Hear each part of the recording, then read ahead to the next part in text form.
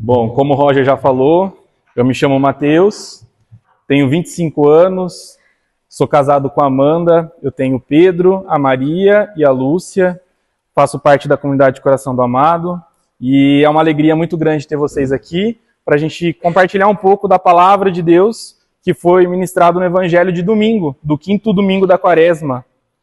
Então, essa pregação eu tentei dividir em 3 partes, tá?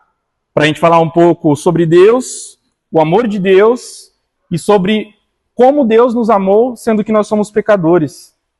E aí a gente vai fazer a leitura do Evangelho. Quem trouxe a Bíblia, o Evangelho de domingo foi João 11, do 1 ao 45.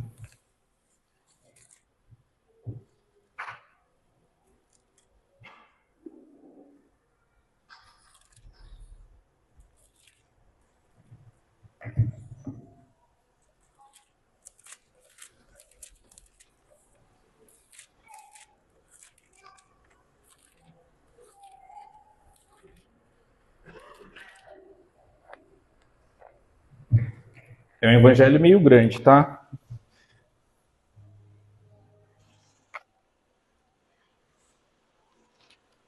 Naquele tempo, havia um doente, Lázaro, de Betânia, povoado de Maria e de sua irmã Marta.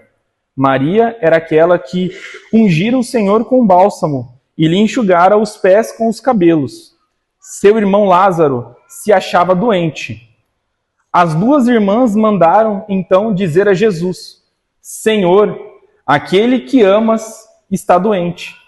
A essa notícia, Jesus disse: essa doença não é mortal, mas é para a glória de Deus, para que por ela seja glorificado o Filho de Deus. Ora, Jesus amava Marta e sua irmã e Lázaro. Quando soube que este se achava doente, permaneceu ainda 2 dias no lugar em que se encontrava.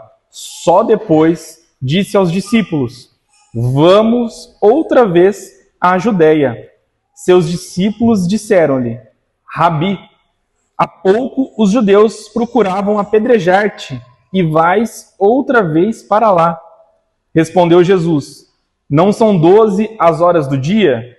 Se alguém caminha durante o dia, não tropeça, porque vê a luz deste mundo. Mas se alguém caminha à noite, tropeça, porque a luz não está nele. Disse isso e depois acrescentou: nosso amigo Lázaro dorme, mas vou despertá-lo. Os discípulos responderam: Senhor, se ele está dormindo, se salvará. Jesus, porém, falara de sua morte, e eles julgaram que falasse do repouso do sono. Então Jesus lhe falou claramente: Lázaro morreu. Por vossa causa, alegro-me de não ter estado lá, para que creiais. Mas vamos para junto dele. Tomé, chamado Dídimo, disse então aos condiscípulos: vamos também nós, para morrermos com ele. Ao chegar, Jesus encontrou Lázaro já sepultado havia 4 dias. Betânia ficava perto de Jerusalém, uns 15 estádios. Muitos judeus vieram até Marta e Maria para as consolar da perda do irmão. Quando Marta soube que Jesus chegara, saiu ao seu encontro.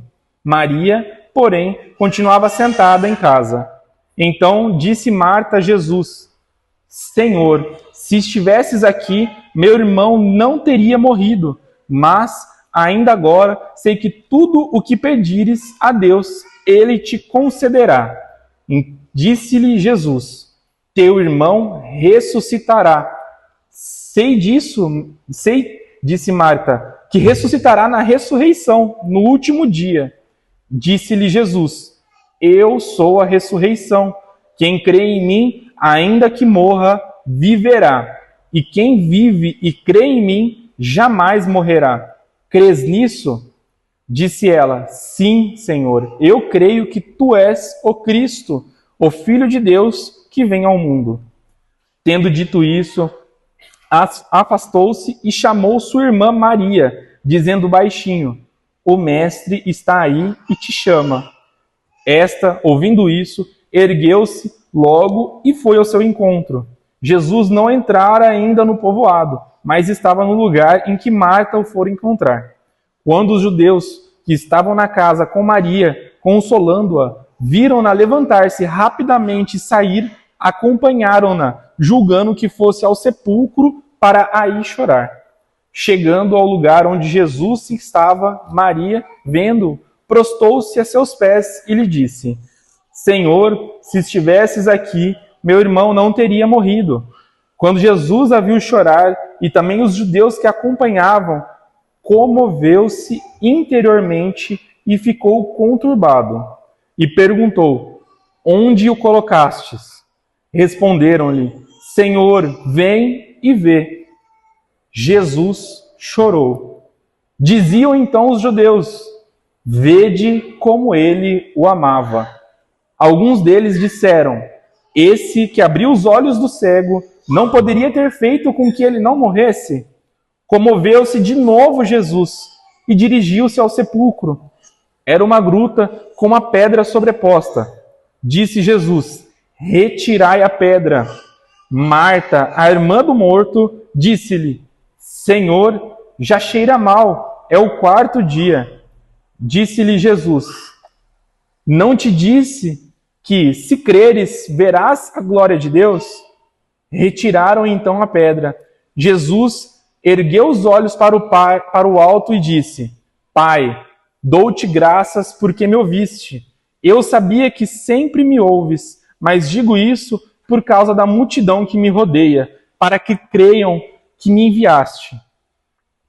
Tendo dito isso, gritou em alta voz: Lázaro, vem para fora. O morto saiu com os pés e mãos enfaixados e com o rosto recoberto com o sudário. Jesus lhes disse: Desatai-o e deixai-o ir. Muitos dos judeus que tinham vindo à casa de Maria, tendo visto o que ele fizera, creram nele. Até aqui, palavra da salvação. Glória a vós, Senhor. Um evangelho um pouco grande, mas não tem como cortar, fazer uma parte breve dele, porque cada detalhe dele é um detalhe muito importante para a gente entender como é Deus. E a título de curiosidade, Lázaro, o nome de Lázaro vem do hebraico El Assar, que significa Deus ajudou. E aqui a gente pode se colocar como Lázaro. Quantas vezes diariamente Deus nos tem ajudado, Deus nos ajuda e nós somos Lázaro constantemente. E o Evangelho me fez refletir uma coisa muito íntima, que foi uma pergunta que eu pensei assim: quem é Jesus? Esse Jesus que chora, esse Jesus que diz que Ele é o Filho de Deus, olha para o Pai e fala que para que todos creiam nele. E aí, trazendo ainda mais profundo, no momento de reflexão, eu perguntei: quem é Deus?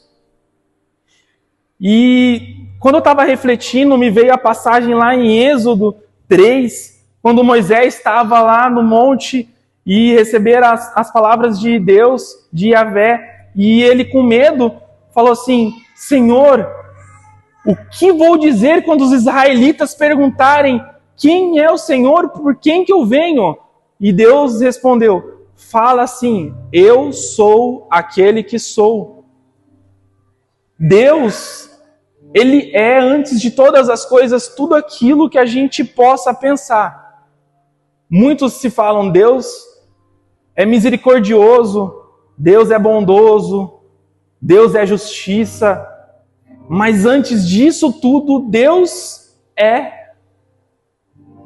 Deus é. No Catecismo da Igreja Católica, a igreja muito prudente, ela vai não especificar, como ela especifica muitas coisas na nossa fé, ela não especifica quem é Deus, ela vai dizer negativamente o que Deus não é, porque ela tem esse cuidado, porque Deus é aquilo que é.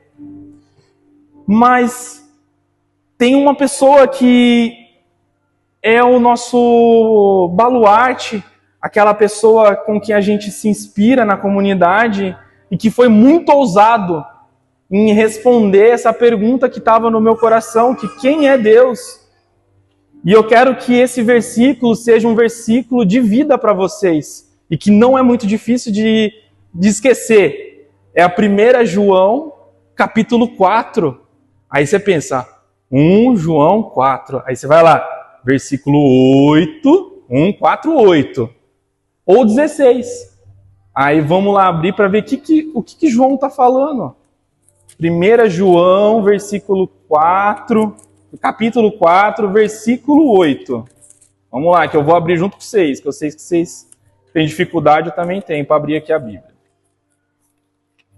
1 João, capítulo 4, no versículo 8, e ele repete de novo lá em 16.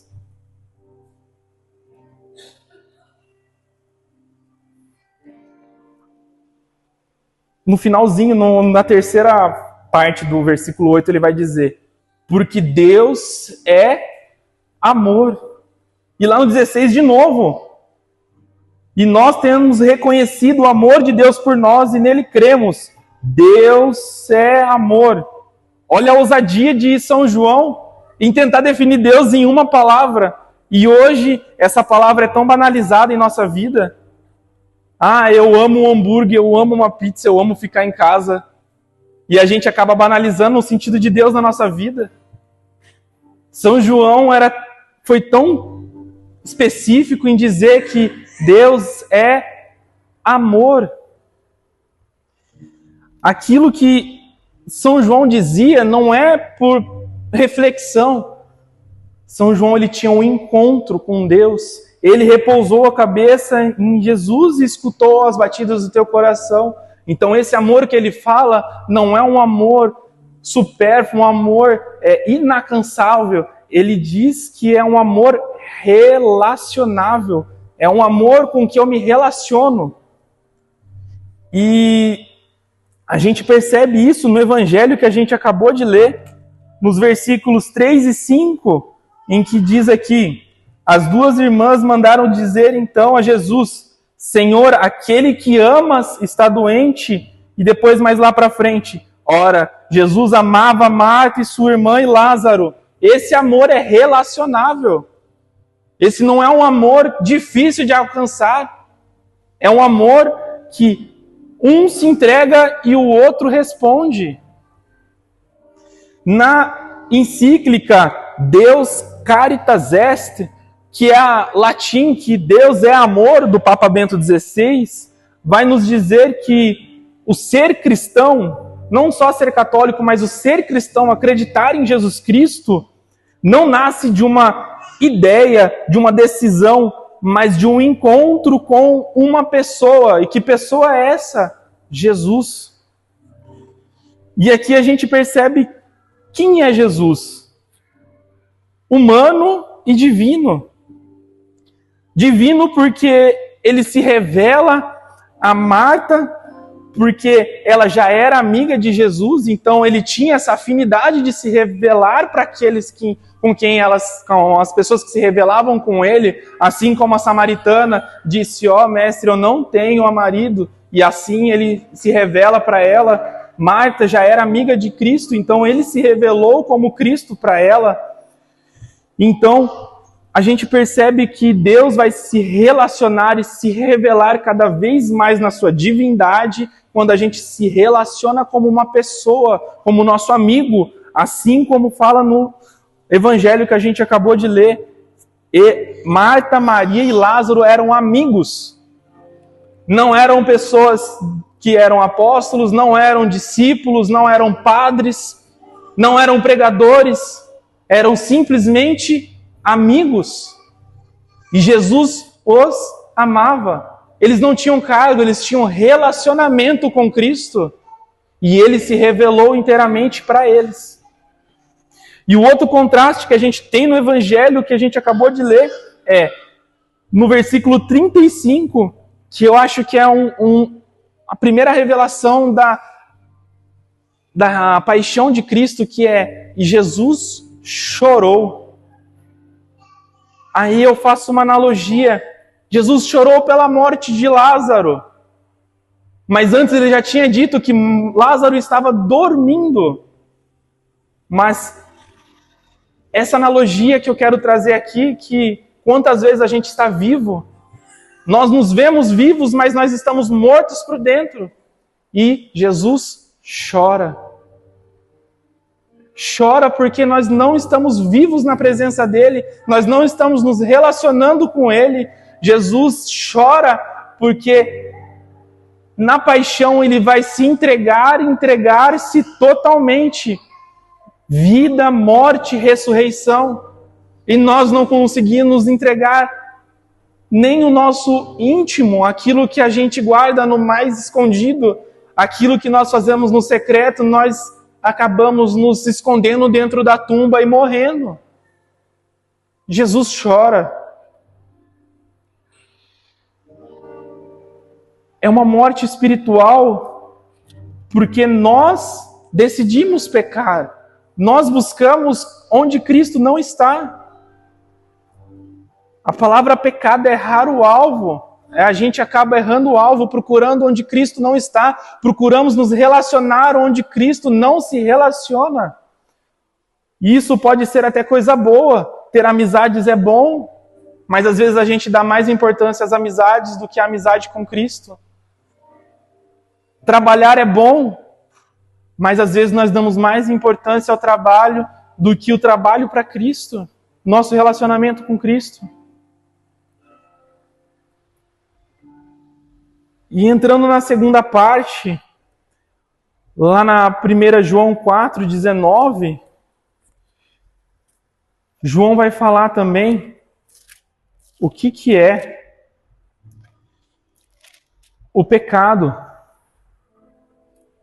O porquê nós não chegamos à perfeição desse amor, porque nós procuramos incansavelmente a felicidade, o amor naquilo que não é eterno, porque o amor de Cristo é eterno. E aí lá em 1 João 4, no 19, ele vai dizer: quanto a nós, amamos, porque ele nos amou primeiro. Ele nos amou primeiro, e às vezes a gente procura um amor que não é por primeiro. Jesus mostrou aonde que é que nós devemos amar, e às vezes nós ignoramos esse caminho de amor.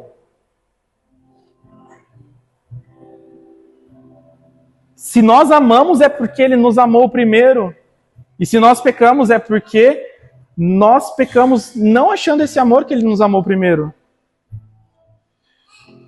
E em Isaías 49, também vai dizer que ele nos escolheu.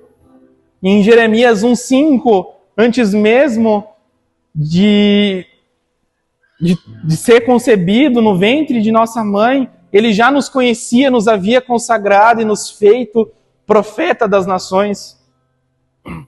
E nessa passagem, o nosso Papa Francisco ele fez uma encíclica que chama Laudato Si, e ele diz que por conta de antes mesmo de nós nascermos, ele já nos havia consagrado.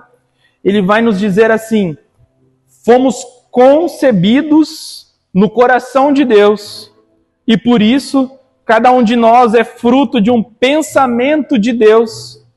Cada um de nós é querido, cada um de nós é amado, cada um de nós é necessário. Já parou para pensar que você foi fruto de um pensamento de Deus? Deus em sua infinidade, Deus com tantas coisas que criou, em um momento ele parou e pensou em você, e você foi concebido. Ele pensou em você e foi amado. E você foi amado. Nós fomos amados. Nós somos queridos por Deus. Porque Deus não é um Deus que volta atrás, Deus não é um Deus que nos desengana, Deus não é um Deus que falha. E se Ele parou e pensou em mim quando eu fui concebido, pensou em você quando foi concebido, Ele te ama até o fim. Ele nos ama até o fim. É isso que o Papa Francisco quis dizer nessa encíclica, Laudato Si.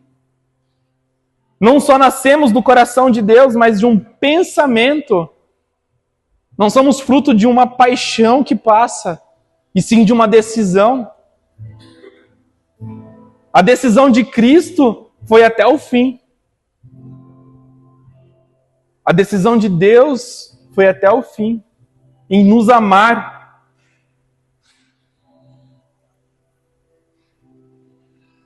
João nos diz, amou-nos por o primeiro.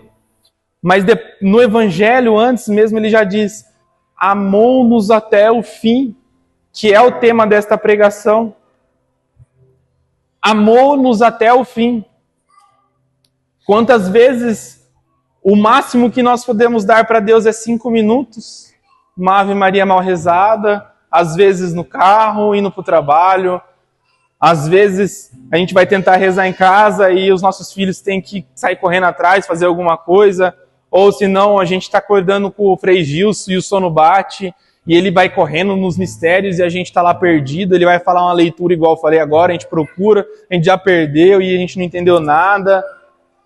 É isso que é o máximo que a gente consegue entregar para Deus, mas esse é o nosso fim. Que fim mesquinho é esse que a gente entrega para Deus? Enquanto Deus nos entregou até o fim que foi a crucifixão, o fim que foi ser humilhado, ser julgado por um crime que ele não cometeu. As vestes que ele tinha foi sorteada. Uma espada transpassou o seu lado. Não tinha onde enterrar o nosso Senhor. Usou emprestado um jazigo.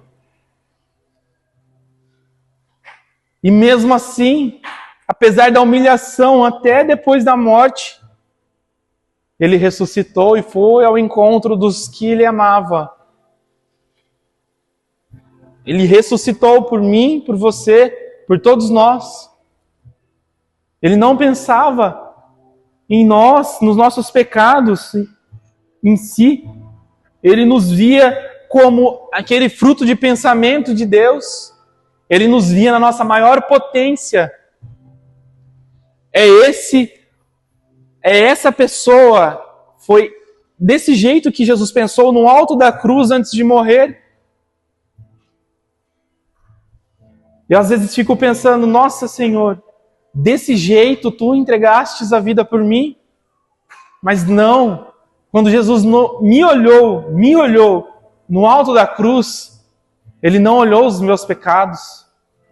Ele olhou aquela potência que eu posso ser. Ele olhou aquilo que já era querido por Deus antes mesmo de eu ser concebido. E ele faz isso com cada um de nós. E como pode eu continuar nos meus pecados? Eu continuar nessa minha mesquinharia com Deus? Se não é ir atrás dessa potência que Deus olhou do alto da cruz para mim e se entregou, porque via em mim uma potência.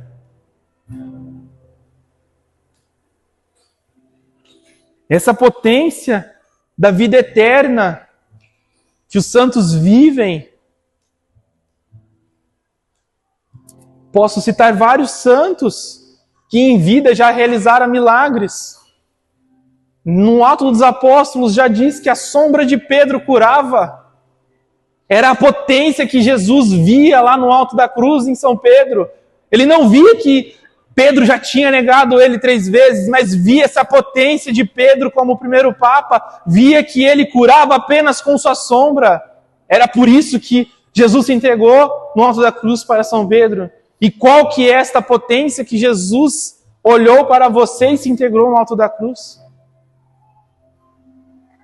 Deus já preparou um altar ao lado desses santos com o nosso nome, lá no céu. Isaías 49:16, Deus diz: vê que escrevi teu nome na palma de minha mão. Deus não escreveu o seu nome no livro da vida, fechou e jogou para lá. Não. Deus escreveu o seu nome na palma da mão dele para que constantemente Ele se lembrasse de você. Constantemente eu vejo o agir de Deus em minha vida e vejo quão real é esse versículo da Bíblia. Ele me guarda, porque Ele escreveu o meu nome na palma de suas mãos. E vemos que nós somos Lázaro. Literalmente, Deus ajudou. É sério. Deus nos ajuda constantemente. E às vezes nós queremos ver milagres no outro, ver milagres de cadeirante sair andando do nosso lado no meio de um culto, né, de pessoas reunidas. Quando a gente está louvando o Senhor, a gente espera que, ó Senhor, cura o meu avô do câncer. Não, Deus não curou meu avô do câncer. Não era a vontade dele, era a vontade que através da doença a minha família se reunisse mais com Deus. Essa era a vontade de Deus. E usou do meu avô para isso. E meu avô se entregou até o fim, porque ele sabia.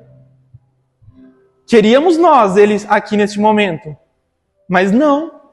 Meu avô se entregou, porque ele sabia da glória que havia de vir. O nome dele estava escrito nos céus. Ele sabia dessa verdade. Ele não morreu largado. O padre foi, deu a extrema-unção nele. Ele esperou. Ele confiou. Esperou que a gente também confiasse. E se entregou.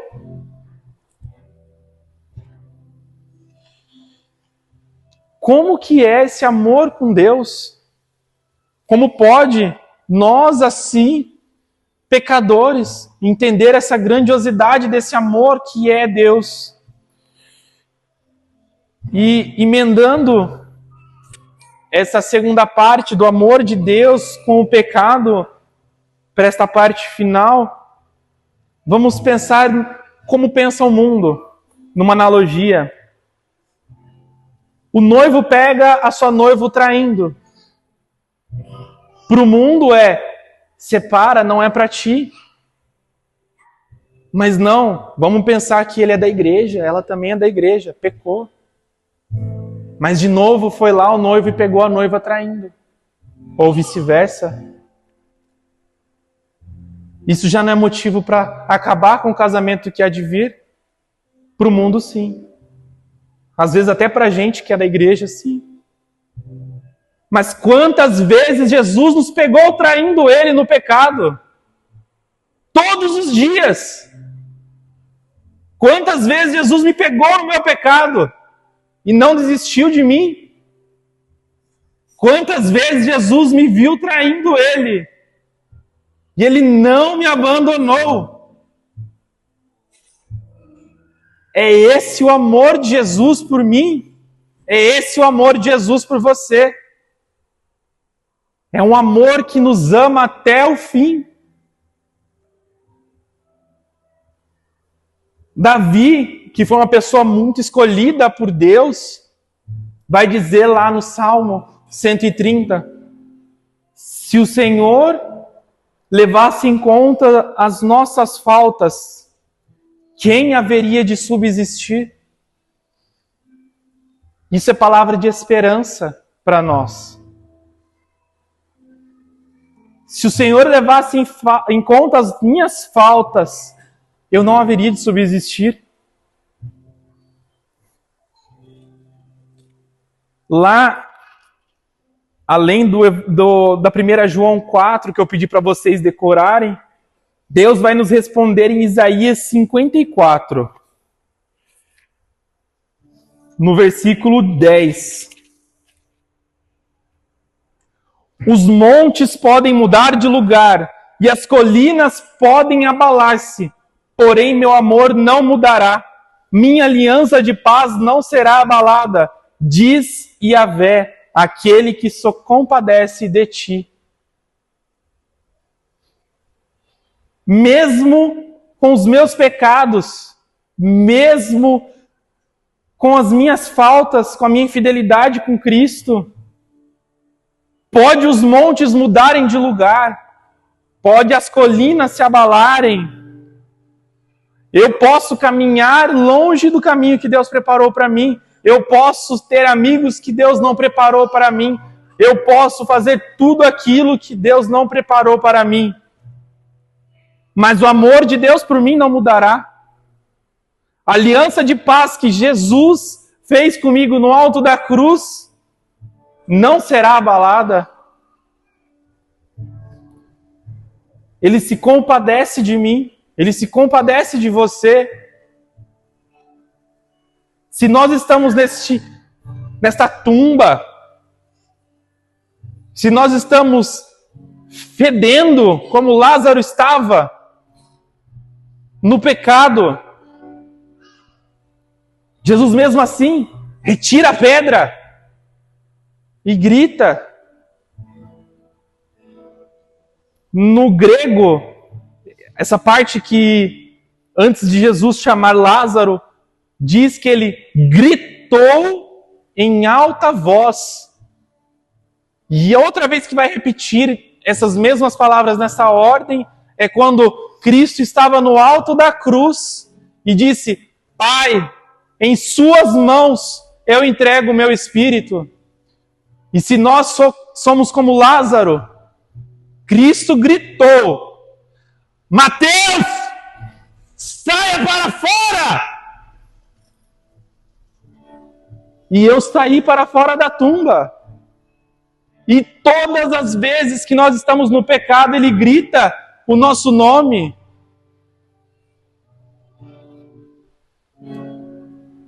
Ele grita. Ele quer rasgar a morte que nós estamos no pecado. É isso que Jesus vem. E vai caber de nós levantarmos, mesmo atados, porque o mundo nos ata, nos prende, nos joga um véu sobre nossa cabeça para não enxergar a luz que vem da fora da tumba, que é Cristo nos esperando. O mundo nos faz isso, e mesmo assim Cristo fala: deixai-o vir. Deixa-o vir. Ele sabe que nós temos força. Ele não vai te dar algo, Ele não vai te chamar para vir, Ele não vai pedir para te caminhar sobre as águas se você não vai conseguir. É o nosso medo, é o nosso escrúpulo dizendo que nós não conseguimos e nós falhamos.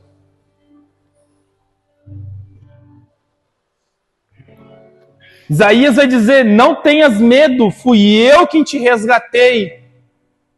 Chamei-me pelo próprio nome. Tu és meu. E nós precisamos ter esse ouvido sensível a Cristo, tirar esse véu de nossas cabeças, tirar as atas que o mundo coloca em nossas mãos e em nossos pés, para que a gente possa, mesmo morto no pecado, mesmo fedendo na culpa, quando Cristo chama o meu nome, eu vá correndo assim como Maria, e que o mundo deixe acreditar, assim como os judeus achavam que Maria ia chorar no sepulcro. Deixe o mundo achar que nós vamos perder a nossa vida, mas não, nós estamos aqui para ganhar a vida eterna.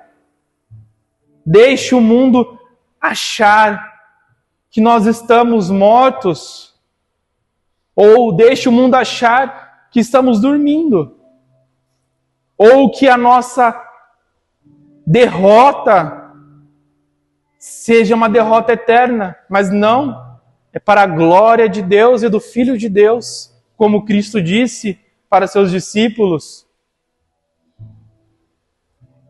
São Tomé chamou ainda os condiscípulos e disse: vamos para ver e cremos. E creiamos. Quantas vezes a gente quer ver para crer, mas basta a gente fazer uma anamnese, fazer uma autoavaliação e ver que não precisamos ver para crer. Cristo já nos chama no nosso íntimo.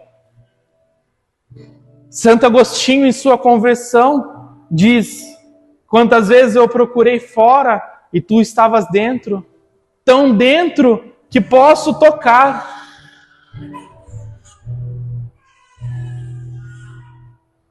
Essa pregação é para que a gente possa chegar no domingo de Ramos e perceber que a passagem de Cristo em Jerusalém e depois na ressurreição foi por nós.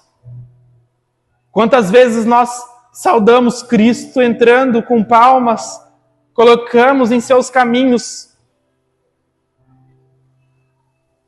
palmas para que ele não tropece em nenhum buraco, mas depois gritamos: crucifica-o. É o mesmo povo que gritou Hosana ao filho de Davi, é o povo que gritou crucifica-o. E somos nós. Domingo nós gritamos Hosana, filho de Davi. Chegou na segunda-feira, já pecamos. Já crucificamos Cristo, traímos a Cristo. E de novo no domingo, misericórdia porque somos pecadores. E ficamos indo e vindo.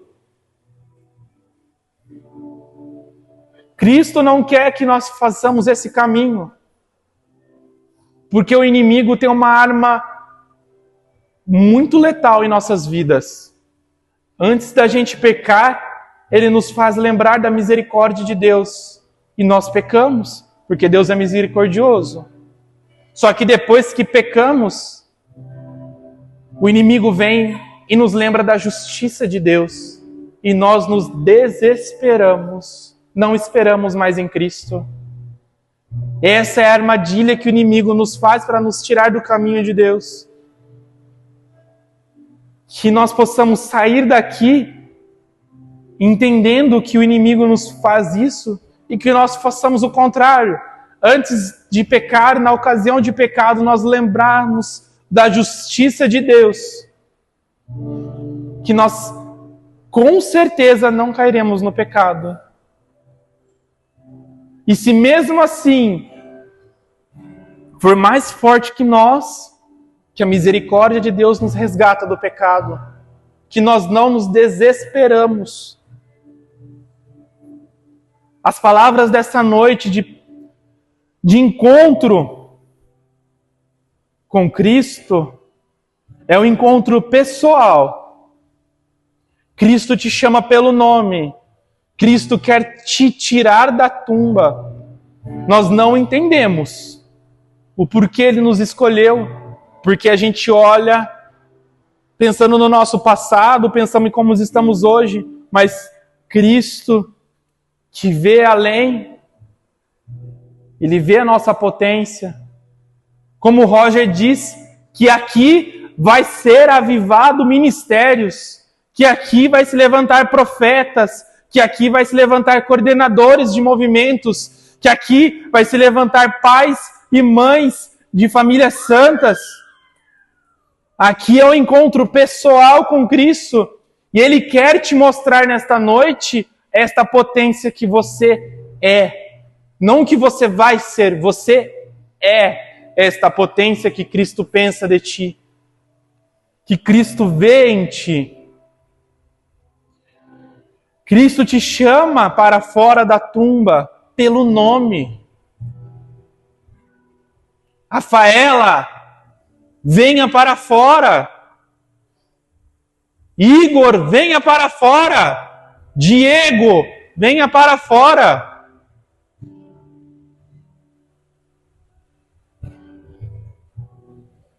Cristo nos chama pelo nome. E quantas vezes o mundo nos dá apelidos para que nós não possamos mais reconhecer o nosso nome e o chamado de Deus em nossas vidas.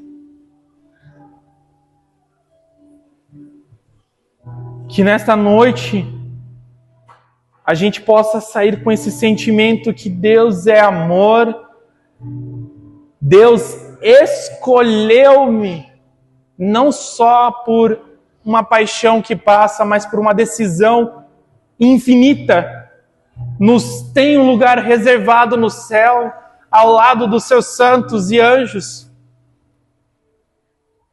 Que o pecado não nos tira deste chamado à santidade, deste chamado à vida de potência.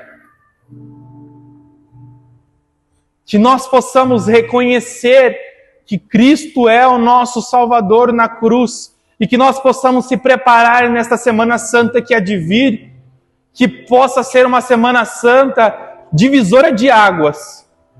Que nessa Semana Santa não seja mais uma Semana Santa em que você vai pensar que eu não vou comer carne na sexta, eu vou fazer tal coisa, que vai chegar parente em casa, que eu tenho que fazer isso, ou que vai ser um feriado que eu não vou trabalhar. Não. Que seja uma Semana Santa, que santifique as nossas vidas, que faça sentido a salvação de Cristo em nossas vidas, desde o domingo de Ramos, na verdade, desde esse domingo que passou na ressurreição de Lázaro, que a gente está meditando nesta noite, e que a gente possa entender o mistério da salvação, como pode um Deus nos amar assim, e depois que Cristo ressuscitou e subiu aos céus, Ele nos deixou o Espírito Paráclito fazendo morada em nós. Como pode eu ser sacrário do Deus que escolheu um pecador para agir no próximo, agir nesse mundo, falar aquilo que o outro precisa ouvir aquilo que o outro precisa desabafar, sendo eu pecador, mas mesmo assim Cristo nos faz habitação. Nós somos casa. E que a gente possa reerguer esta casa e que na Semana Santa nós possamos reestruturar esta casa, edificar, ornamentar e preparar esta casa que é a habitação de Deus em nossas vidas. Que essa Semana Santa a gente possa ser como morada mesmo, uma casa em que um outro vai bater o olhar em nós e vai ver Cristo. Não porque a gente veste camisa de movimento, não porque a gente carrega um terço, não porque a gente carrega um sinal, não porque eu tenho uma tatuagem que remete a Cristo, não pelo meu andar, pelo meu falar, pelas minhas atitudes que as pessoas vejam Cristo. Eu não entendo, mas tudo bem. Porque Cristo quer isto. Que nós possamos ficar em pé neste momento